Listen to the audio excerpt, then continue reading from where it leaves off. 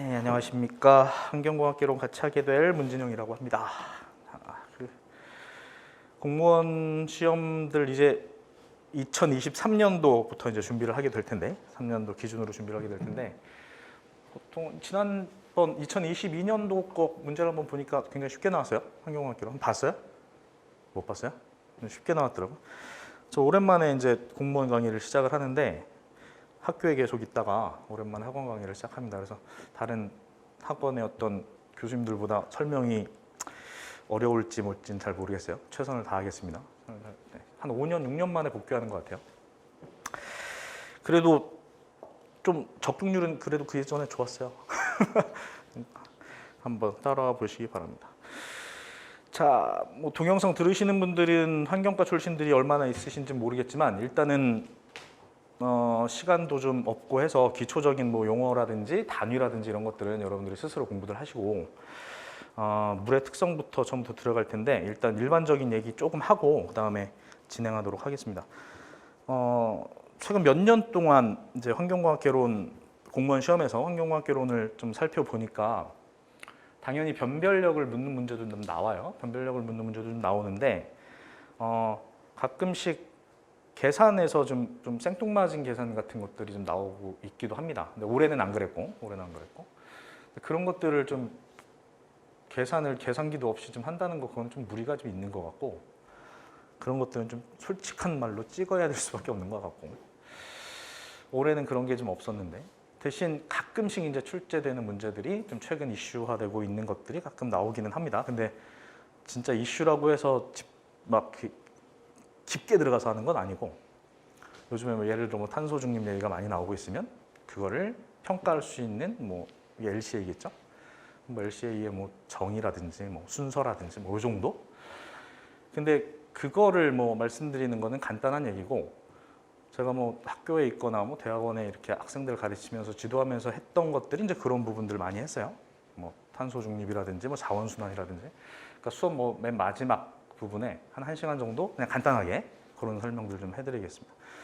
그래서 뭐 수업도 마찬가지 뭐 이렇게 간단한 이론하고 문제도 조금씩 섞어가면서 할 텐데 원래 예전에는 기초이론, 기본, 심화, 그다음에 뭐 문제풀이 이런 식으로 했어요. 근데 환경과학개론에서 기초, 기본, 심화를 나누는 게 조금 의미가 없을 거라고 생각을 해서 그냥 이론을 조금 더 좀 길게 하고 한 3개월 정도 뭐 더 나가면 3개월 좀 넘을 수도 있고 그 다음에 다시 문제풀이를 하고 저는 공부는 반복이 더 중요하다고 좀 생각을 해서 다시 이론을 좀 이렇게 반복하는 걸로 그리고 이번에 했던 게 좀 빠진 게 있다라고 하면 좀 추가하면서 이론 반복하고 또 다시 문제 한번 풀고 이런 식으로 좀 반복할 예정입니다. 기초, 기본, 심화가 좀 의미가 없을 것 같아요. 개론이라는 과목에서 그렇게 진행을 좀 할 거고요. 당연히 뭐 다 아시겠지만 공무원 시험에서 환경과학개론이라고 하는 그 넓은 범위에서 꼴랑 20문제, 그래도 항상 나오던 게 수질이 가장 많이 나와요. 뭐 한 50% 이상은 나오는 것 같습니다. 그 다음에 대기 50% 중에서 이제 한 절반이 대기. 그 다음에 폐기물, 뭐 소음 진동, 진동은 거의 안 나오고, 뭐 소음 한두 문제, 뭐 토양 한 문제, 뭐 이 정도씩 나왔는데 올해는 희한하게 저게 더 많이 나왔어요. 폐기물이 더 많이 나왔어요. 그러니까 폐기물과 대기가 좀 거의 비슷하게 출제된다. 뭐 이 정도로 생각을 하시면 좀 될 것 같고 편하게 오셔도 됩니다. 편하게 와도 돼요. 자, 그렇게 출제될 것 같으니까 아무튼 수지를 조금 더 저도 집중적으로 할 겁니다. 수지를 집중적으로 할 거고 그냥 교재라고 하는 게 뭐 기사책도 마찬가지고 공무원책도 마찬가지고 뭐 옛날 거 그냥 그대로 좀 있는 것들이 좀 많아요. 저도 물론 책 쓸 때 그랬고 근데 최근 이슈들이 많이 바뀌는 것들이 있어서 뭐 학교에 있었던 뭐 장점이나 이런 것들 살려서 최근에 어떤 것들이 좀 이슈인지 이런 것들도 살짝씩은 언급해 드리겠습니다.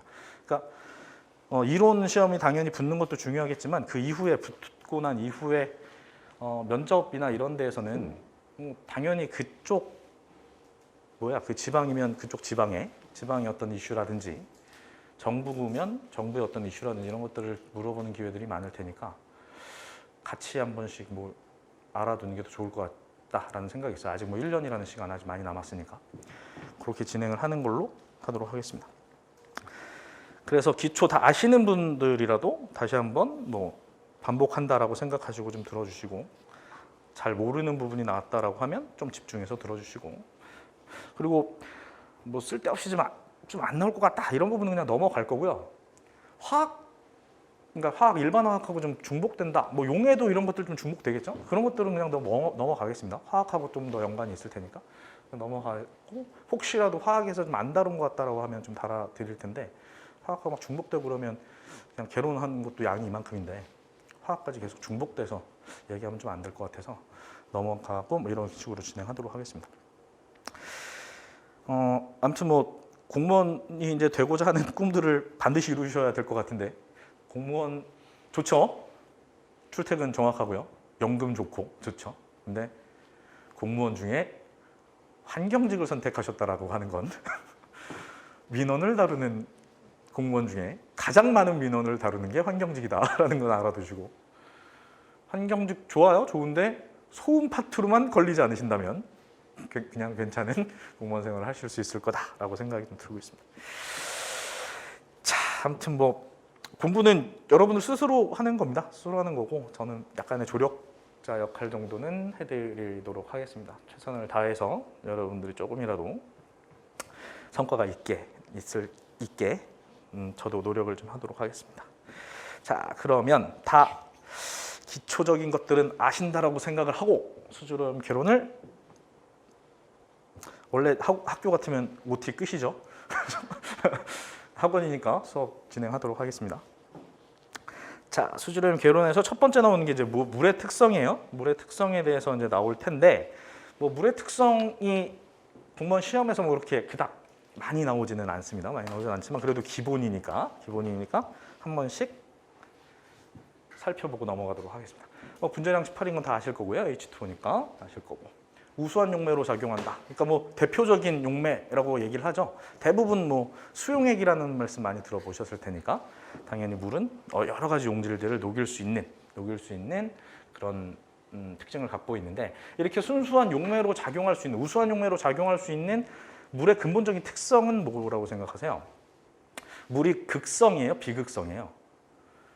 극성이에요. 물은 극성입니다. 그럼 극성이라고 하는 특징들 때문에 한마디로 다른 물 분자와 다른 극성 분자 간의 어떤 결합을 형성하죠. 끌어당길 수 있다는 거예요. 그래서 용해가 잘 된다는 거 하는 거죠. 저거는 이제 물의 극성과 관계가 있다라고 생각을 하시면 될 것 같아요.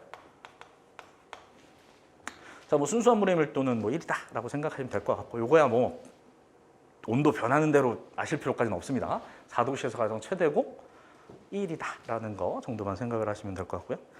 자, 그 다음에 뭐 비열, 비점, 용해도, 증발 열량, 뭐 표면 장력 이런 것들이 다 크다고 얘기하고 있죠, 그죠? 다 크고, 점성은 온도가 상승할수록 감소하고, 그러니까 덜 끈적끈적해진다는 거겠죠. 표면 장력은 온도가 상승할수록, 또 불순물의 농도가 높을수록 감소하고 있다라고 하고 있어요. 자, 물의 특성을 얘기할 때 어떤 특징을 한 2가지 정도를 얘기하는데, 환경공학에서 많이 나오는 특징 중에 하나예요. 하나가 물의 특성 얘기할 때 응집이라는 표현을 쓰기도 하고요. 2번째 부착이라는 표현을 쓰기도 해요. 근데 물의 특징을 얘기할 때 우리가 흔히 얘기하는 그런 응집이 아니에요. 그러니까 뭐 응집제를 집어넣어서 하는 그런 응집이 아니고, 물의 특성을 얘기할 때 물이 응집성을 갖고 있다, 물이 부착성을 갖고 있다라고 하는 표현들을 쓰거든요. 물의 응집성이라고 하는 건 무슨 뜻을 얘기하는 걸까요? 혹시 들어보셨어요? 뭐예요, 그러면? 우리 같이 얘기하면서 얼마나 사람도 없는데. 얘기하면서 해도 돼? 그 응집은 물 분자 간의 결합을 얘기해요. 물 분자 간의, 그냥 물 분자와 물 분자끼리의 결합, 즉 수소 결합을 얘기하고, 부착은 물 분자하고 다른 극성 분자 간의 결합을 부착이라고 얘기합니다. 자, 그래서 이러한 응집과 부착 때문에 일어날 수 있는 현상이 식물에서 물을 공급하는 그런 것들이 이제 응집과 부착이라고 하는 특징 때문에 일어난다라고 생각을 하시면 돼요. 그러면 우리가 지금 물의 특성 중에서 응집과 부착이 있다고 그랬는데, 우수한 용매로 작용할 수 있다라고 하는 뜻은 부착하고 훨씬 더 연관성이 있는 거겠죠, 그죠?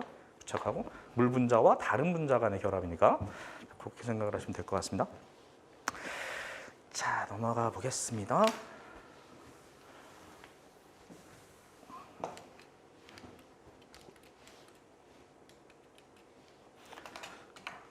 자, 뭐 물의 분포도 다 뭐 아시겠죠? 지구상에서 물은 해수와 담수, 뭐 당연히 아실 거고, 해수가 당연히 많죠. 당연히 많고, 담수는 빙하, 지표수, 지하수, 뭐 공기 중의 수분 이런 식으로 나눌 수가 있고, 자 해양은 지구 표면에 이렇다. 요거는 이제 물 얘기가 아니라 면적 얘기하는 거예요. 해양이 땅보다 이만큼 71% 정도가 해양의 면적을 차지하고 있다라고 하는 거고, 물의 양은 97% 정도, 이 정도다라고 볼 수 있습니다. 담수는 거의 3% 정도밖에 안 되는데, 이 담수 3% 중에서도 이걸 100%라고 본다면 바로 사용 가능한 건 얼마 안 돼요. 한 10% 전후입니다. 그래서 여기는 11% 정도라고 제가 적어놨죠. 담수량은 뭐 빙하가 제일 많다는 거 당연히 아실 거고, 그다음에 지하수, 지표수, 공기 중의 수분 이런 식으로 진행이 되는데, 가장 많이 우리가 수원으로 사용하는 건 당연히 지표수죠. 당연히 지표수를 수원으로 가장 많이 사용하고 있고, 지하수를 수원으로 사용하는 경우도 굉장히 많았지만 요 근래에 들어서 지하수의 오염이 굉장히 심각하죠. 심각해서 지하수를 수원으로, 예전에는 지하수를 뭐 별다른 처리 없이 수원으로 사용하는 경우가 굉장히 많았는데, 요즘은 지하수도 처리 없이 사용하게 되면 좀 굉장히 좀 불안하죠. 오염도가 좀 심각하다라고 볼 수가 있을 것 같습니다. 자, 여러분들 이 빙하에 포함되어 있는 게, 우리가 지금 남극이나 북극 이런 거 생각하면 빙하가 있잖아요, 그죠? 빙하에 포함되는 게 만년설도 포함된다라고 생각하셔도 돼요. 그리고 여러분들이 드시는 생수 중에서도 만년설이 있는 거 아시죠? 에비앙이 만년설이에요. 에비앙. 굉장히 미네랄도 풍부하고 깨끗한 물입니다. 비싸죠? 맛은 이상하고. 그죠? 자, 아무튼 그래요. 빙하가 가장 많고, 요거 순서는 가끔씩 나옵니다. 뭐 간단한 건데도 가끔씩 뭐 시험에 출제가 되니까, 이 공무원 시험이라는 게 되게 웃겨요. 뭐 2, 3년에 한 문제 나오면 되게 자주 나오는 거예요. 그죠? 2, 3년에 한 번씩 나오는 되게 자주 나오는 거니까 가끔씩 출제되는 그런 부분입니다. 한 번씩 확인을 해 주시기 바랍니다. 자, 우리가 비율도 가끔씩 물어볼 때가 있거든요. 비율. 그러면 담수 전체가 지금 3%라고 하는데, 그럼 빙하 양이 가장 많다고 그랬어요. 이 3% 중에 빙하가 차지하는 양은 보통 어느 정도 될까요? 2% 이상입니다. 보통 한 2.15% 정도라고 얘기를 해요. 2% 이상. 점점 녹고 있죠. 녹고 있어서 지금은 많이 바뀌었겠지만 항상 얘기하는 건 2% 이상이다라고 얘기를 합니다. 지하수는 한 0.6% 정도 되고요. 0.6% 정도 되고, 호수, 하천 다 합쳐서, 그러니까 지표수는 한 0.03 정도, 0.03% 정도밖에 되지 않는다라고 생각을 하시면 될 것 같아요. 자, 그럼 뭐 공기 중의 수분은 구름, 뭐 수증기, 뭐 이런 것들 얘기하는 거겠죠? 이런 것들 얘기하는 걸 텐데, 지구 전체 물의 한 0.001%, 뭐 그 정도밖에는 차지하지 않는다라고 생각하시면 될 것 같아요. 자, 그 정도만 보고 넘어가겠습니다. 자, 이제 뭐 각각의 이제 물들의 특징들을 하나하나씩 살펴볼 텐데, 뭐 이것들도 당연히 많이 들어보신 내용일 거예요. 주성분 해수와 유사하다. 그죠? 당연히 바다가 많으니까, 해양이 많으니까 그럴 수밖에 없겠죠. 비가 내리는 원인 자체가 물이 증발해서 그게 연결돼서 내리는 거잖아요. 그죠? 그러니까 해수와 유사할 수밖에 없을 거다라고 볼 수 있어요. 그리고 우수는 지역에 따라서 염분이 많이 포함되어 있고 많이 포함되어 있지 않고 다르죠. 육지에서 내리는 비는 그만큼 염분이 덜 포함되어 있고, 해양에서 내리는 비는 염분이 많이 포함되어 있습니다. 자, 공기 중에 이산화탄소로 인해서 대부분이 산성이다라고 했어요. 자, 공기 중에 이산화탄소의 농도가 보통 얼마라고 알고 계세요? 한 320, 뭐 350 뭐 정도 돼요. 300에서 350 정도예요.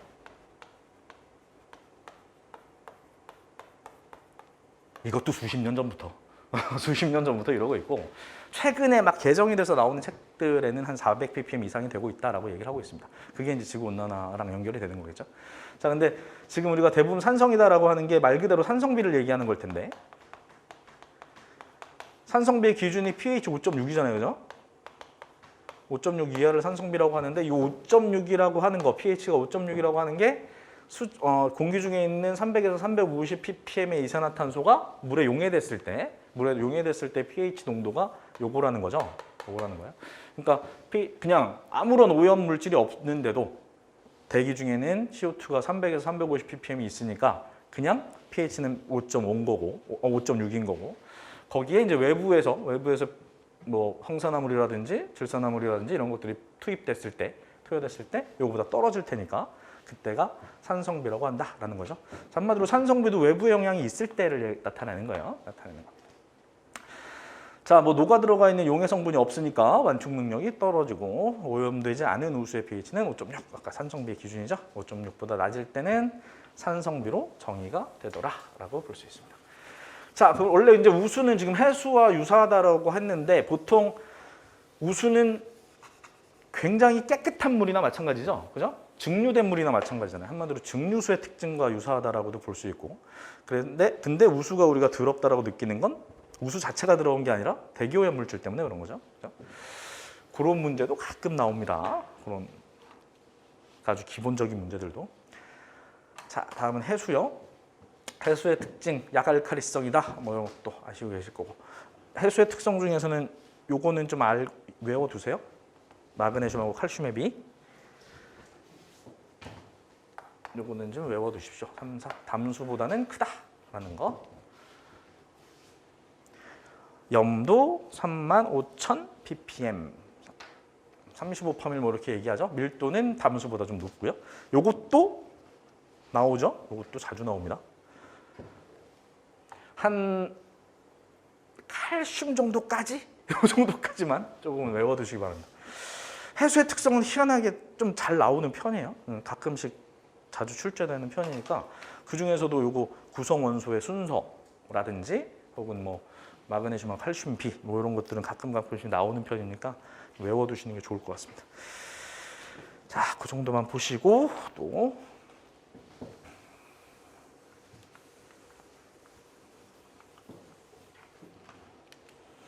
자, 지표수. 지표수는 지하수하고 반대라고 생각하시면 되죠? 그죠?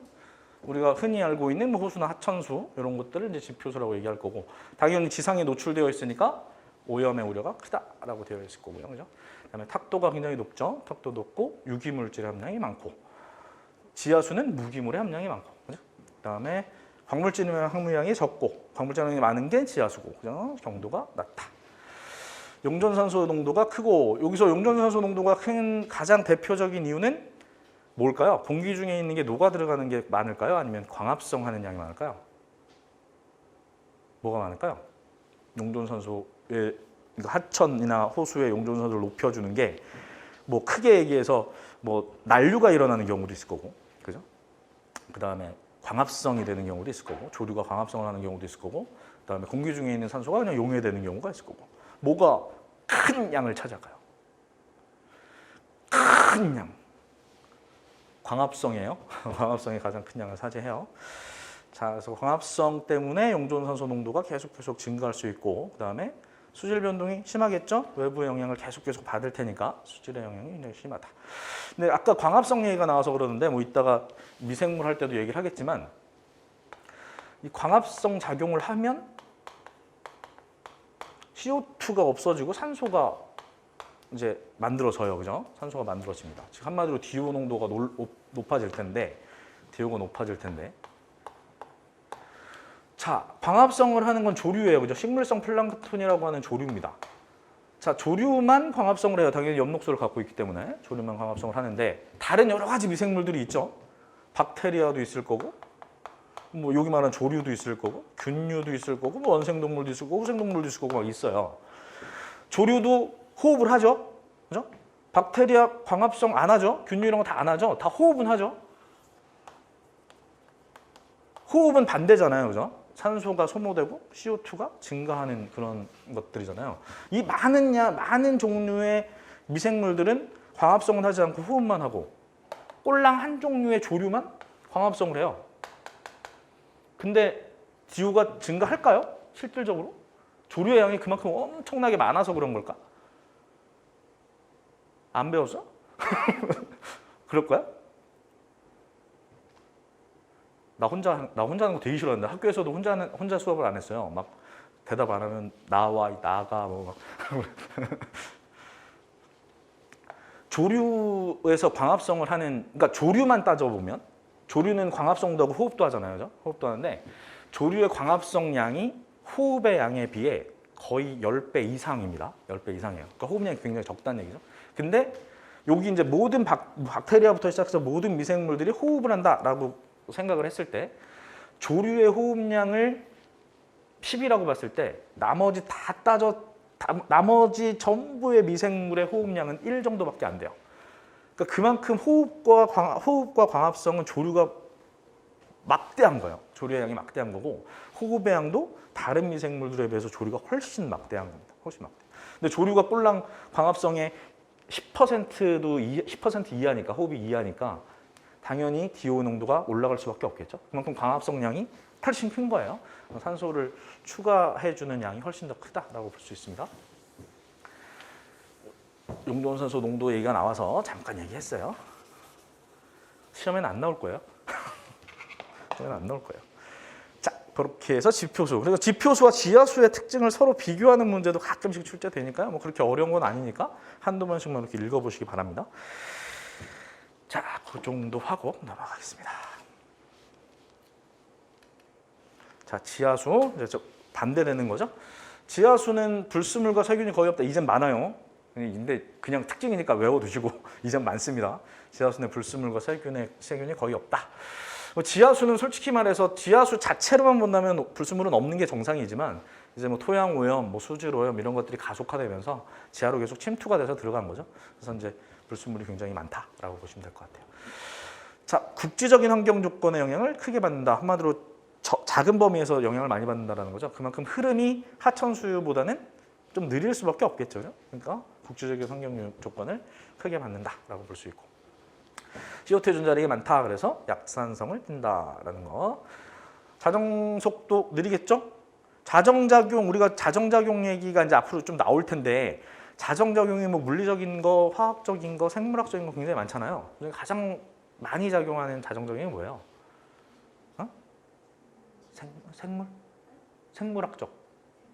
생물학적 자정작용이 가장 커요. 호기성 미생물에 대한 생물학적 자정작용. 근데 지금 이미 없다고 그랬으니까 뭐 당연히 자정 속도가 느릴 수밖에 없겠죠. 그다음에 물의 경도 매우 높다. 당연히 암석 이런 데서 나오는 것들이 다 경도 유발 물질이니까 경도가 매우 높다. 뭐 또 경도 유발 물질 같은 것들이 다 무기물이죠. 그죠? 그러니까 무기물 함량 높고 공기 용해도 낮다. 유속 느리고 연중 온도 변화가 적다. 대기의 어떤 여러 가지 영향들을 직접적으로 받지 않으니까 당연한 거고요. 지하수 중에 천충수가 오염될 가능성이 가장 높다. 뭐 가장 위쪽에 있는 물이니까 그렇습니다. 자, 그리고 지금 수원 같은 얘기는 뭐 나중에 상하수도에서도 나오겠지만 수원 중에 가장 깨끗한 물은 지하수 안에 포함되어 있죠. 그죠?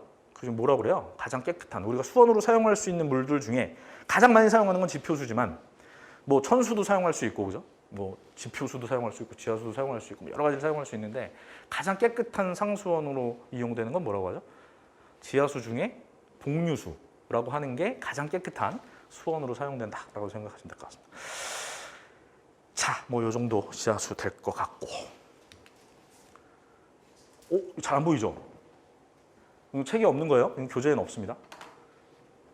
그냥 뭐 이런 거 책이 없는 걸 제가 가끔씩 놓을 건데 그런 것들은 이제 뭐 시험에 막 나온다라기보단 그냥 기본적으로 좀 알아두셔야 되는 거. 또 아까 서두에 말씀드렸지만 혹시라도 이제 뭐 이론은 다 붙으시고 시험 붙으시고 이제 면접 같은 거 할 때 어느 정도 좀 영향이 좀 있다라고 생각하는 것들 이렇게 넣어놨습니다.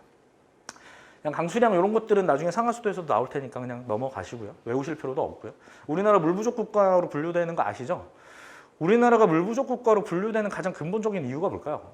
비가 안 와서? 여름에 집중돼서. 그쵸? 여름과 겨울에 집중돼서 그런 것도 있고 또 있습니다. 여름과 겨울에 집중됐는데 물 부족 국가가 안 될 수도 있어요. 왜? 저장해 놓으면 되잖아. 그죠? 우리나라가 저장 못할까? 그래도 곧잘 해요. 곧잘 합니다. 네. 물론 근데 그것도 정답이에요. 또 있어요. 또. 지형의 문제가 커요. 지형. 우리가 산악 지형이 굉장히 많아서 그러니까 비가 내리면 다 바다로 바로바로 흘러내려가죠. 바로바로 흘러내려가서 저장고를 아무리 많이 둔다라고 해도 흘러내려가는 물의 양을 따라갈 수가 없는 거죠.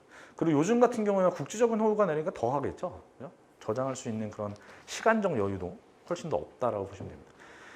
뭐 안 보여서 잘 됐습니다. 모르셔도 됩니다. 안 보여서 잘 되는 것 같습니다. 자, 그렇게 됐고 물 부족 국가 뭐 할 얘기가 더 있었던 것 같은데 생각나면. 자, 우리나라 이제 수자원으로 이제 많이 사용하는 것들이 이런 용수들로 사용하는데 아직까지도 농업용수가 가장 많죠? 농업용수가 가장 많습니다. 그만큼 논이나 밭에 물을 대는 양이 어마어마하게 많다라는 거죠.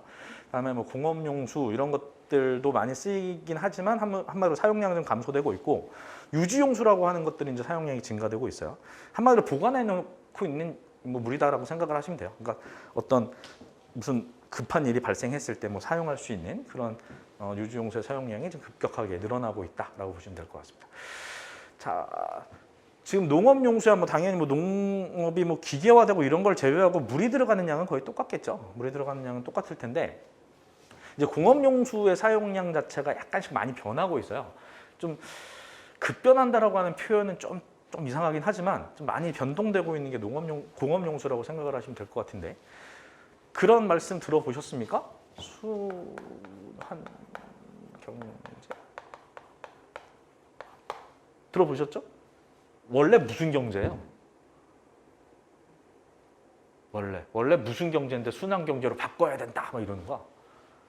선형 경제. 발음 봐라. 선형 경제. 그러니까 이게 없는 거야. 그죠? 회전이 없는 거죠. 순환이 없는 거예요. 그러니까 순환 경제라고 하는 말이 계속 나타나고 또 이제 이런 순환 경제라고 하는 표현을 쓰는 게 다 어디에서 받아들인 거냐면 생태계에서 받아들인 거죠. 생태계 먹이연쇄에서 받아들인 거예요.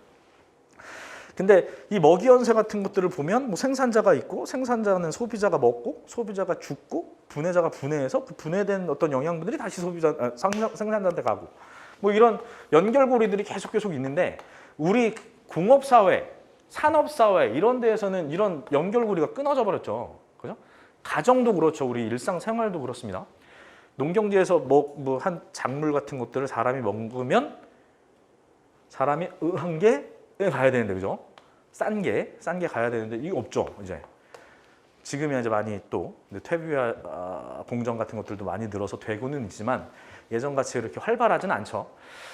그래서 갑자기 뭐 이 얘기를 하는데 우리 사람들이 이제 배설한 어떤 똥, 오줌 이런 것들을 퇴비화해서 이제 어떤 농경지나 이런 데 뿌리게 되면 그 작물에 들어있었던 여러 가지 무기물 같은 것들, 그러니까 미량원소 같은 것들이 다시 땅으로 들어갈 수가 있잖아요. 그죠? 근데 우리 사람들이 발견하지 못했던 미량원소들도 굉장히 많겠죠. 그죠? 근데 이제 농부들, 그러니까 농작물을 빨리 생산해서 빨리 팔려고 했던 그런 것들 때문에 이제 화학비료가 많이 사용되고 화학비료에는 질소와 인같이 이제 농작물을 빨리 자라게 할 수밖에 없는 그런 물질들만 넣고 그러니까 미량원소도 넣긴 넣었지만 우리가 발견되지 않았던 미량원소는 넣지 못했고 하다 보니 사람들이 섭취를 하는 그런 농작물의 양도 굉장히 많이 먹어야 필요한 만큼의 미량원소를 섭취할 수 있었겠죠. 가장 큰 예가 시금치 정도 예를 들 수 있는데 예전에 한 단 정도만 먹으면 예를 들어서 사람 몸에 필요한 철분을 흡수할 수 있었다라고 하면 지금의 토양의 어떤 상태로 봤을 때는 한 20단은 먹어야 우리가 필요한 철분을 섭취할 수 있다라고 그 정도로 땅이 그렇게 됐어요. 한마디로 그런 것들의 어떤 영향들 때문에 모든 이제 뭐 경제라든지 공업이라든지 산업이라든지 해서 이런 순환이 끊어지면 안 된다라고 하는 것들이죠. 그래서 이 전에 나왔던 얘기들이 뭐 지속 가능 발전 이런 얘기들 굉장히 많이 나왔었죠. 그래서 저는 공업용수 같은 얘기를 하면서 지금 순환경제라는 얘기를 한 이유가 순환경제의 가장 대표적인 그 산업, 그러니까 산업 단지를 조성하게 됐어요. 순환경제를 이루기 위해서. 그게 대표적인 게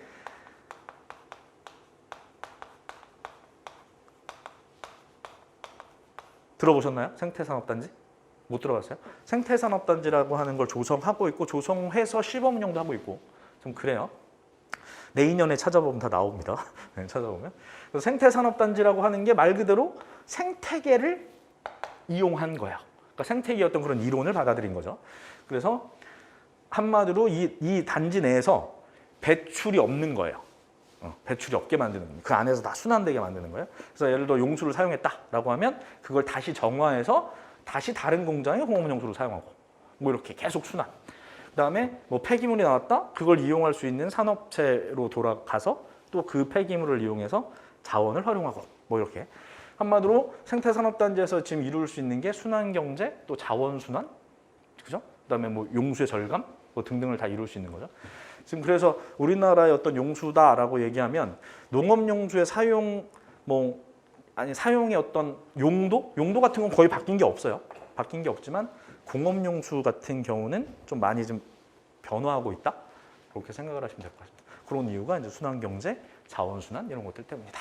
라고 생각하시면 될 것 같아요.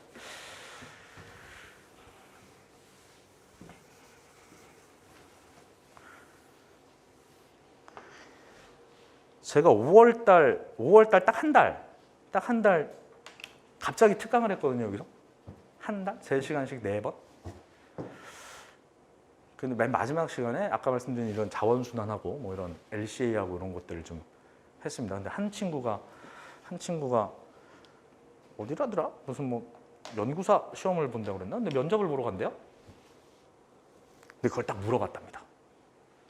그래서 저한테 그 예상 질문에 있었다고 해서 많이 물어보더라고요. 그래서 대답을 해줬더니 저는 그 친구 이제 우리 이름을 서로 알기로 해 이랬습니다.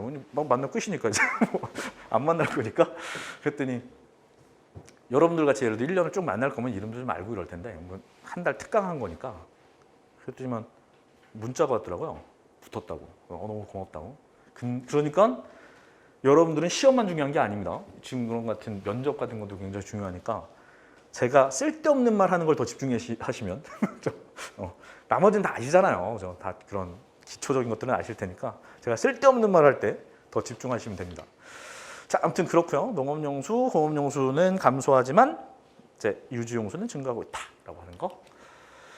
자, 그다음에 하천의 기능이 나오는데요. 우리나라의 하천의 기능. 이제 우리나라 법에 정의까지는 되어 있지는 않지만 아무튼 알려져 있는 기능입니다. 크게 나누면 이제 자연 보전, 친수, 공간 이렇게 나눌 수가 있고요.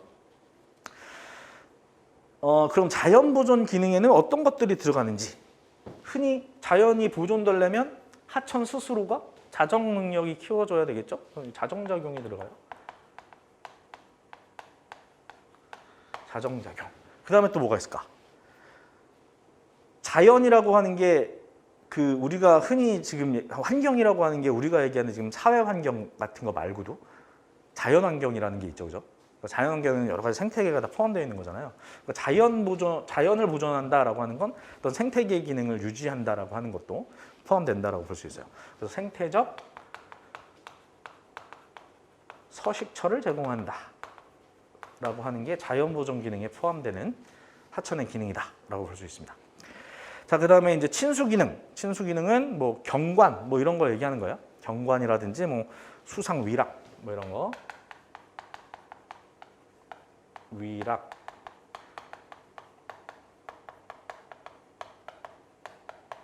그렇죠. 뭐 하천 같은 데 가면 경관 뭐 이쁘죠? 그죠? 난 잘 모르겠지만 이쁘죠? 그다음에 정서도 뭐 함양된대요. 저는 솔직히 뭐 잘 모르겠습니다. 감성적이지 않아서 하천에 가서 정서가 함양되는지는 잘 모르겠지만 기분은 좋아요, 그죠? 깨끗한 물 보고 이러면. 자, 그다음에 공간 기능은 당연히 하천의 공간을 이용할 수 있다라고 하는 거고요. 우리나라는 특히 하천이 굉장히 많으니까 하천을 따라서 뭐가 나눠져요? 경계가 되죠, 그죠? 어떤 도의 경계가 되기도 하고 하죠. 그래서 지리를 분할한다라고 하는 기능도 있습니다. 지리를 분할할 수 있다라고 하는 공간 기능을 갖고 있고요. 그 다음에 이거는 저는 뭐 책에 나와 있으니까 그런 거긴 한데 솔직히 잘 모르겠어요.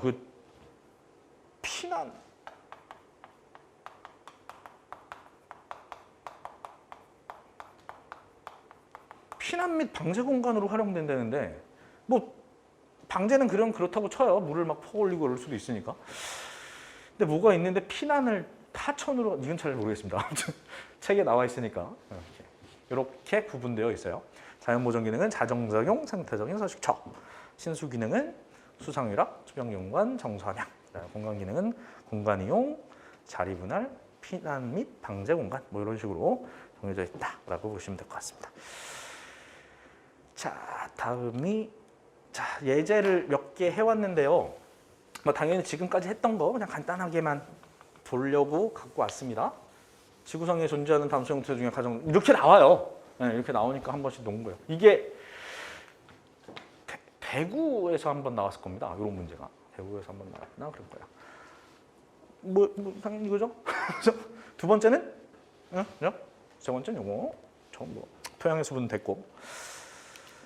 자, 지하수의 특징. 대체로 지표수보다 경도가 높다. 당연히 맞죠? 암석 같은 것들에서 빠져나오는 어떤 이가 양이온 때문에 경도가 굉장히 높을 거고요. 탁도가 높다. 이건 어디예요? 지표수의 특징이죠. 그죠? 그리고 약산성을 띈다고 그랬습니다. CO2가 많아서 약산성을 띈다. 그다음에 3번, 4번은 다 맞는 얘기고요. 여과 과정에서 섞여놓은 유기물이 어떤 가스들을 많이 함유하고 있고 각종 미생물이란 세균이 거의 없다. 그죠? 2번은 지표수에 대한 내용이다라고 보시면 될 것 같습니다. 자, 다음에 우수. 용해 성분 거의 없죠. 그죠? 증류수라고 생각하시면 된다고 그랬죠. 그래서 완충작용이 적다. 맞습니다. 산성비가 내리는 것, 대기오염 물질인 CO2, 그다음에 삭스 이런 것들 때문이다. 산성비에 우리가 원인 물질이 크게 몇 가지 정도가 있다고 합니까? 세 가지. 세 가지예요. 가장 영향을 많이 차지하는 게 황산화물, 그죠? 그 다음에 질소산화물. 그 다음에 염화수소, 그죠? 염화수소 이렇게 이거 세 가지입니다. 세 가지. 그래서 이런 산성비의 영향 때문에 어떤 국제적인 협약 같은 것들도 만들어졌죠. 그죠? 이게 뭐예요? 얘를 줄이자. 각각 만들어졌죠. 헬싱키, 소피아. 그죠? 들어보셨죠? 못 들어만 봐가지고. 들어봐야 돼. 자, 자정작용에 의해서 오염물질의 함유도가 적다. 뭐 우수가 비가 내리는데 자정작용이 일어납니까? 아니죠. 자정작용은 일어나는 게 아니죠. 하천수에 대한 얘기죠. 오염물질의 함유도는 그냥 원래 적어요. 원래. 우수는 원래 오염물질이 없죠. 없다라고 보셔야죠. 정답은 3번입니다. 해안에 가까울수록 염분의 함량 많고 내륙에는 염분의 함량이 적다. 당연하고. 자, 수자원. 지표수는 무기물이 풍부하다? 아니죠. 지하수가 무기물이 풍부한 거고, 그죠? 지하수보다 깨끗하다? 아니죠. 지하수가 더 깨끗하겠죠.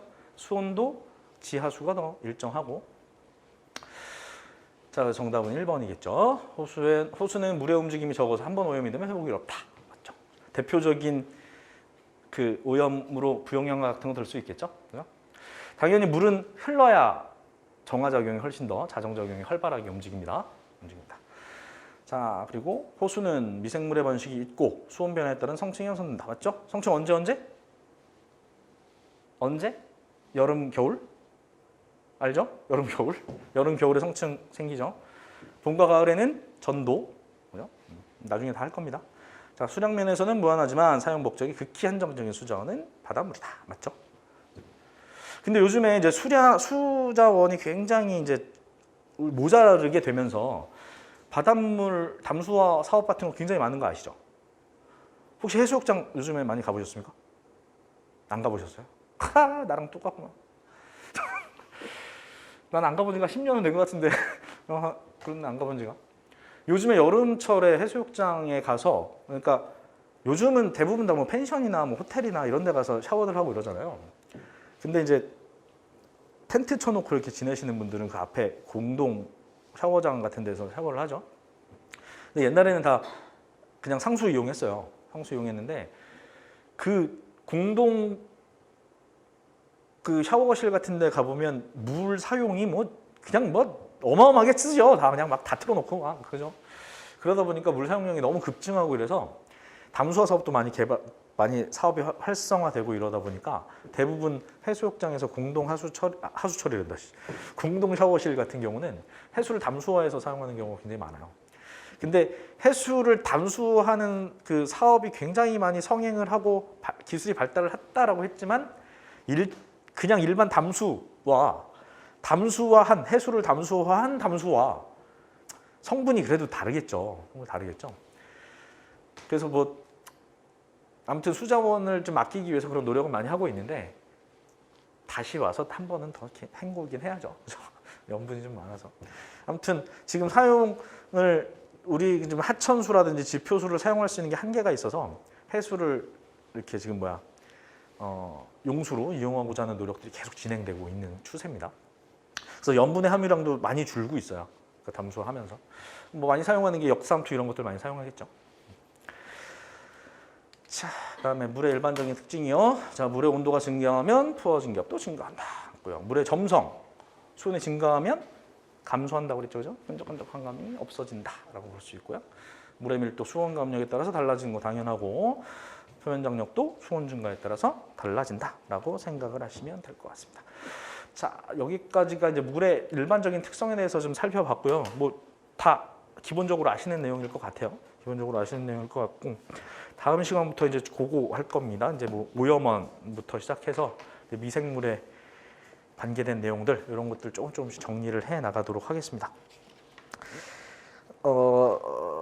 아마 오염원 얘기하면서 법규 얘기를 조금 할 거예요. 조금 하면서 진행을 할 테니까 그냥 기본적인 어떤 뭐 점오염원, 비점오염원 이런 게 아니라 그게 왜 뭐 더 중요하고 아니면 또 뭐가 어쩌고 저쩌고 뭐 이런 얘기도 좀 섞어가면서 하겠습니다. 첫 시간이니까 짧게 여기 마치고 둘째 시간부터 좀 시간 맞춰서 진행하도록 하겠습니다.